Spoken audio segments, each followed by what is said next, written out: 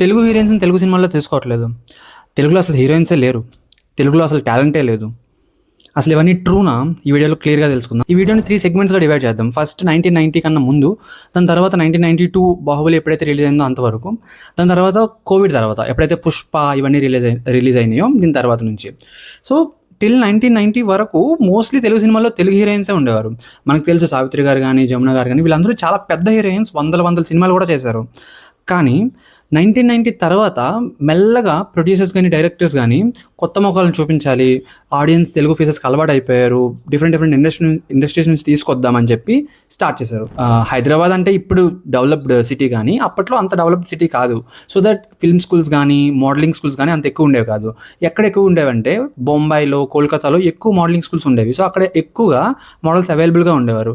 So obviously అక్కడ నుంచే తీసుకొస్తారు కదా. సో అక్కడ నుంచి మోడల్స్ని ఇంపోర్ట్ చేయడం జరిగింది. సో ఇది అలా జరుగుతూ వచ్చింది. తెలుగు ఆడియన్స్ కూడా ఆబ్వియస్గా మన కోసం మనకు తెలుసు, మనం అందరినీ యాక్సెప్ట్ చేస్తాం.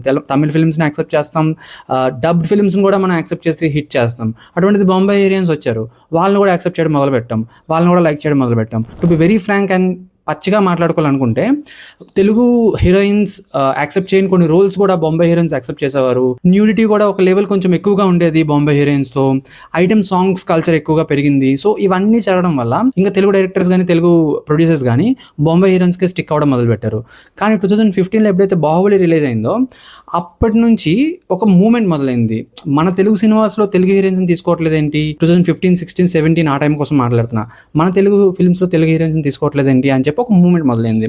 సో ఇది అలా స్టార్ట్ అయింది. కొంచెం పుంజుకుంటున్న టైంలో కోవిడ్ వచ్చింది, ఓటీటీ వచ్చినాయి, ఇవన్నీ వచ్చినాయి. ఈ టైంలో కొంతమంది తెలుగు హీరోయిన్స్ వచ్చారు. మనందరికీ తెలుసు అంజలి గారు ఉన్నారు.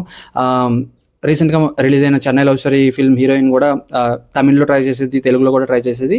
అది కాకుండా మన జాతిరత్నాల హీరోయిన్ కానీ, ఇషారా అబ్బా గారు కానీ వీళ్ళందరూ ఉండేవారు. కానీ టైర్ 1 హీరో మూవీస్లో వీళ్ళకి ఛాన్స్ వచ్చేవి కాదు. పెద్ద సినిమాలు తీసుకుంటే లాస్ట్ 10 yearsలో రిలీజ్ అయిన పెద్ద సినిమాలు, ఆర్ఆర్ఆర్ తెలుగు హీరోయిన్ ఉండదు, పుష్ప తెలుగు హీరోయిన్ ఉండదు, సలార్ తెలుగు హీరోయిన్ ఉండదు. ఏ పెద్ద సినిమా అయినా తీసుకోండి, రాధేశ్యామ్ తెలుగు హీరోయిన్ ఉండదు. ఏ పెద్ద సినిమా అయినా తీసుకోండి, తెలుగు హీరోయిన్ ఉండదు. సో ఇది అలా కంటిన్యూ అవ్వడం మొదలుపెట్టింది. సో ఇది ఎందుకు జరిగింది అని టెక్నికల్గా మాట్లాడుకుంటే, కొంతవరకు మన పెంపకం, మన తల్లిదండ్రులు ఏదైతే మనల్ని పెంచుతారో అది కూడా పార్ట్ అని చెప్పుకోవచ్చు. ఎందుకంటే లేట్ 1990s ఎర్లీ 2000s నుంచి తెలుగులో ఒక థింగ్ స్టార్ట్ అవ్వడం మొదలుపెట్టింది స్లోగా. ఏంటంటే ఫిల్మ్ ఇండస్ట్రీ అంత మంచిది కాదు, అంత సేఫ్ కాదు, సెక్యూరిటీ ఉండదు, అమ్మాయిలకైతే అసలే సేఫ్ కాదు అని ఇలా స్టార్ట్ అవ్వడం మొదలుపెట్టింది. సో దట్ అమ్మాయిలు అసలు ఆలోచించడం మానేశారు.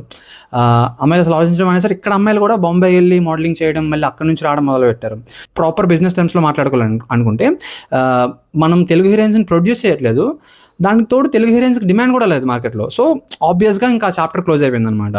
సో ఇదొక మేజర్ రీజన్. రెండో మేజర్ రీజన్ ఏంటంటే, ఇందాక మనం మాట్లాడుకున్నట్టు బొంబాయి నుంచి ఆబ్వియస్గా మోడల్స్ వస్తున్నారు. అక్కడ కాంపిటీషన్ చాలా ఎక్కువగా ఉండేది. బొంబాయి ఫిల్మ్ ఇండస్ట్రీ లైక్ బాలీవుడ్లో కాంపిటీషన్ చాలా ఎక్కువగా ఉండేది. సో వాళ్ళు ఆబ్వియస్గా తమిళ ఇండస్ట్రీ కానీ, తెలుగు ఇండస్ట్రీ కానీ వచ్చి పనిచేసేవారు.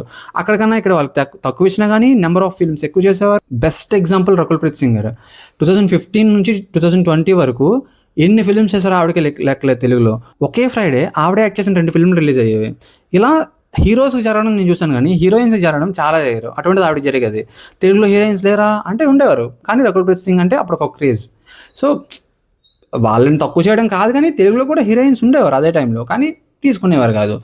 సో ఇప్పుడు థింగ్ ఏంటంటే, ఇప్పుడైనా థింగ్స్ మారినాయా, ఇప్పుడైనా తెలుగు హీరోయిన్స్ వస్తారా, తెలుగు హీరోయిన్స్ని తీసుకుంటారా అంటే, in my opinion things has changed. అప్పట్లో లేదు, బాంబే హీరోయిన్స్ మీదే ఉండాలి అనే పర్సెప్షన్ అయితే తీసేశారు. ఇప్పుడు రూటెడ్ మూవీస్ ఏవైతే ఉన్నాయో అవి ఎక్కువ కలెక్ట్ చేస్తున్నాయి. అందరికీ తెలిసింది పుష్ప 1 ఎంత పెద్ద హిట్టో, కాంతారా ఎంత పెద్ద హిట్టో మనకు తెలుసు. అవన్నీ చాలా రూటెడ్ మూవీస్. సో ఇప్పుడు అటువంటి రూటెడ్ మూవీస్ తీయాలంటే నీ రూటెడ్ కల్చర్ నుంచి వచ్చిన హీరోయిన్సే నీకు కావాలి. సో ఇప్పుడు తెలుగులో రూటెడ్ మూవీస్ తీయాలంటే తెలుగు హీరోయిన్సే కావాలి. So demand for Telugu heroines will increase. And probably Hyderabad కూడా డెవలప్ అయింది. హైదరాబాద్లో కూడా మోడలింగ్ స్కూల్స్ ఉన్నాయి, యాక్టింగ్ స్కూల్స్ ఉన్నాయి. సో సప్లై కూడా పెరుగుద్ది హీరోయిన్స్ది అని చెప్పి నేను అనుకుంటున్నాను. సో దట్ ఫ్యూచర్లో మనం ఎక్కువ మంది తెలుగు హీరోయిన్స్ని చూడొచ్చు, టాప్ టైర్లో చూడొచ్చు. ఇప్పుడు ఏదైతే మన ప్రభాస్, అల్లు అర్జున్ వీళ్ళు ఉన్న టైర్ ఉందో, సో వీళ్ళ టైర్లో చూడొచ్చు. సో బేసిక్గా ఇది థింగ్. ఛానల్ స్టార్టింగ్లో ఉంది, ప్లీజ్ సబ్స్క్రైబ్ చేసుకోండి, లైక్ చేయండి, వీళ్ళైతే షేర్ చేయండి. అది కష్టమే, బట్ ఫర్ మీ ప్లీజ్.